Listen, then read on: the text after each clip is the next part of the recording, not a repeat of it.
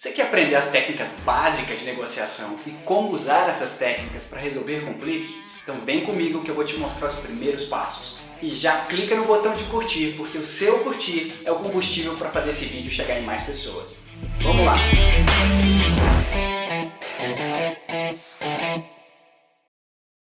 Os humanos negociam o tempo inteiro, desde muito jovens. Coisas tão simples como negociar o horário de voltar para casa, ou que restaurante ir, passando a coisas um pouco mais complexas, como o preço de um produto ou de um serviço, até conflito entre duas pessoas ou grupos, até mesmo conflito entre dois países. Negociar pode ser uma arte, mas existe uma grande quantidade de estudos, livros e trabalhos científicos sobre o tema. E é por isso que eu vou fazer uma série de vídeos sobre técnicas de negociação comercial, mas também como usar a negociação para a resolução de conflitos. Em cada um dos vídeos eu vou trazer um pouco mais de profundidade no tema, novas técnicas, novas ferramentas, novas metodologias. E é por isso que esse vídeo é super importante, porque hoje nós vamos falar sobre os fundamentos, realmente a base que você precisa para conseguir entender as próximas ferramentas e também conseguir resolver e negociar qualquer situação. Estou baseando esse vídeo basicamente nos conceitos trazidos pela professora de Harvard, Sheila Heen, que publicou vários livros best-sellers. E ela mostra que toda negociação para a resolução de conflitos pode ser dividida em 3 passos simples.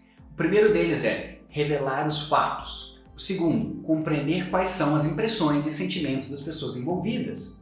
E o terceiro é ajustar a mensagem para desbloquear o caminho para conseguir fechar o acordo no final. Vamos lá, passo número 1, revelar os fatos. Na maioria das vezes o conflito é gerado pela interpretação dos fatos e não pelos fatos em si. Por isso é extremamente importante que você entenda o que é real e o que é apenas uma interpretação da realidade. Para fazer isso, perguntas simples como: o que aconteceu? Quando aconteceu? Como aconteceu? Quem estava envolvido?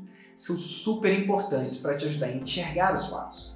Mas lembre-se, você vai ter que fazer essas perguntas para pessoas diferentes, não somente uma única pessoa. Porque cada pessoa vai ter sua própria verdade, dependendo de onde ela estava observando os fatos. É como a parábola dos cegos e o elefante, onde cada um deles tocava uma parte diferente do elefante e, obviamente, chegava a uma conclusão diferente do que era o objeto em que ele estava tocando. Um outro exemplo seria, por exemplo, a escultura do Troika, pois, dependendo de onde você está no ambiente, você vai ver um quadrado, e se você se mover alguns metros para o lado, você vai ver um círculo ou uma fórmula irregular.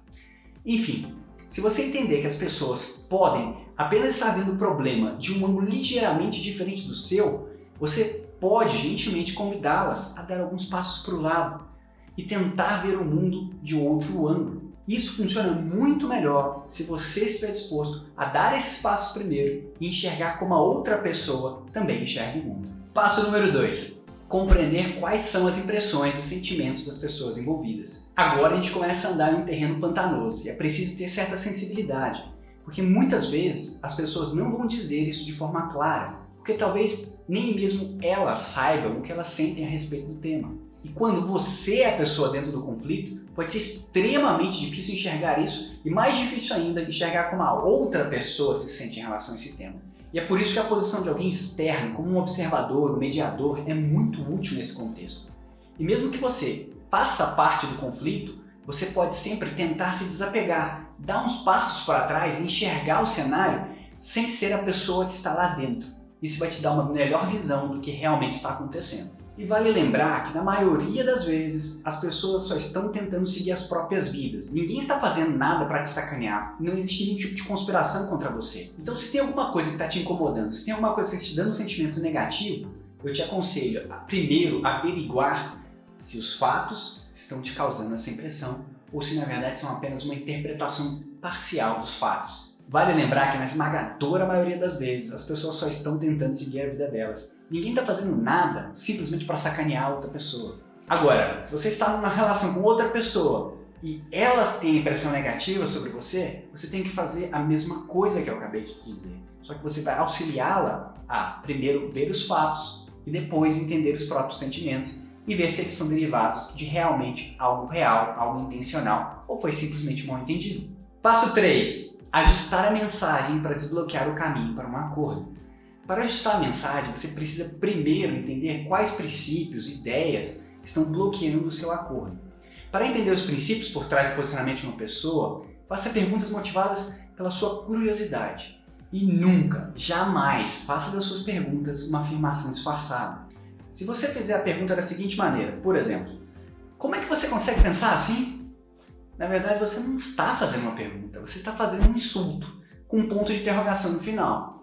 Óbvio que a outra pessoa vai se colocar numa posição defensiva, e você vai estar mais próximo de um conflito do que da resolução desse conflito.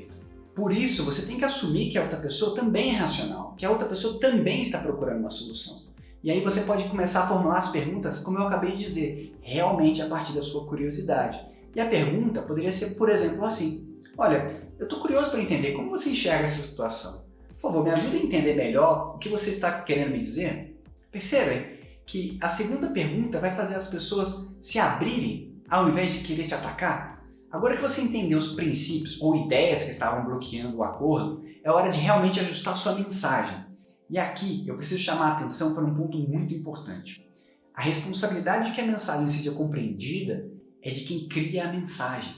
Logo, se alguém não entendeu o que você disse, a responsabilidade é sua. Você que precisa formatar melhor essa mensagem para que ela possa ser compreendida, para ajudar as outras pessoas a entenderem. E com certeza, elevar seu tom de voz, repetir a mesma coisa não vai ajudar. Você é a pessoa que tem a visão do contexto do que você realmente quer dizer. Então, meu amigo, se esforça mais um pouco. Tenta de uma maneira diferente, sempre de formas que não vão colocar a outra pessoa na posição defensiva. Olha, eu te sugiro que você comece admitindo os fatos que são contrários ao ponto que você quer provar. Por exemplo, você pode começar a falar da seguinte maneira: olha, eu sei que na situação A e B a minha solução não é realmente a melhor, mas o que você acha da solução nos casos X, Y e Z? Percebam que admitir os fatos contrários não enfraquece seu ponto de vista? Pelo contrário, isso na verdade fortalece seu ponto porque gera empatia. Mostra que você está ouvindo o outro lado e também mostra que vocês estão enxergando os mesmos fatos e já concordam em algumas dessas coisas. E esse é o princípio para chegar em um acordo. Nesse ponto é onde a outra pessoa vai começar a se abrir, falar um pouco mais do que talvez seja inegociável para ela, do que realmente é impossível que ela aceite, porque vai contra o que ela acredita ser, ou contra os princípios, ou as políticas da empresa, ou quanto ela está disposta a investir. E o que você precisa fazer é se distanciar um pouco e se perguntar: será que existe alguma forma de encontrarmos um caminho, algo que atinja os objetivos, ou pelo menos a maioria dos objetivos, sem que toque os pontos que são inegociáveis? É bem provável que ambos os lados tenham que ceder, mas se você fez os 3 passos de maneira correta, você já criou uma certa empatia, respeito com a outra pessoa. E agora ceder não vai mais parecer algo ruim, ninguém vai estar perdendo. E sim, vai ser a coisa mais racional a se fazer para chegar a um acordo, que no final é o objetivo dos dois lados. Olha, vou dar um exemplo pessoal. Quando eu fui alugar essa casa, alguns anos atrás, tínhamos chegado no momento de assinar o contrato com o corretor. Só que no último minuto o proprietário informou que queria um contrato de 3 anos, sem a possibilidade de saída antecipada sem multa. No meu caso, isso era muito difícil de aceitar, considerando a natureza do meu trabalho e o fato que minha esposa estava começando a carreira naquele momento.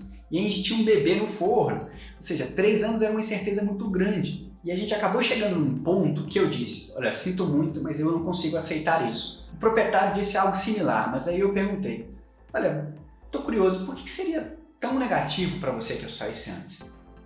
E ele me deu as explicações dele, e eu acabei entendendo o seguinte: o que ele realmente queria não era o contrato, mas não ter que passar pela dor de cabeça de ficar trocando de inquilino várias vezes, de ficar com a casa vazia. Então eu pude explicar para ele: olha, a minha intenção é criar minha família aqui.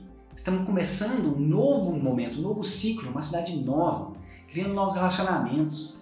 Só que o trabalho da minha esposa e o meu estão fora do meu controle. Pode ser que a gente tenha que mudar em menos tempo.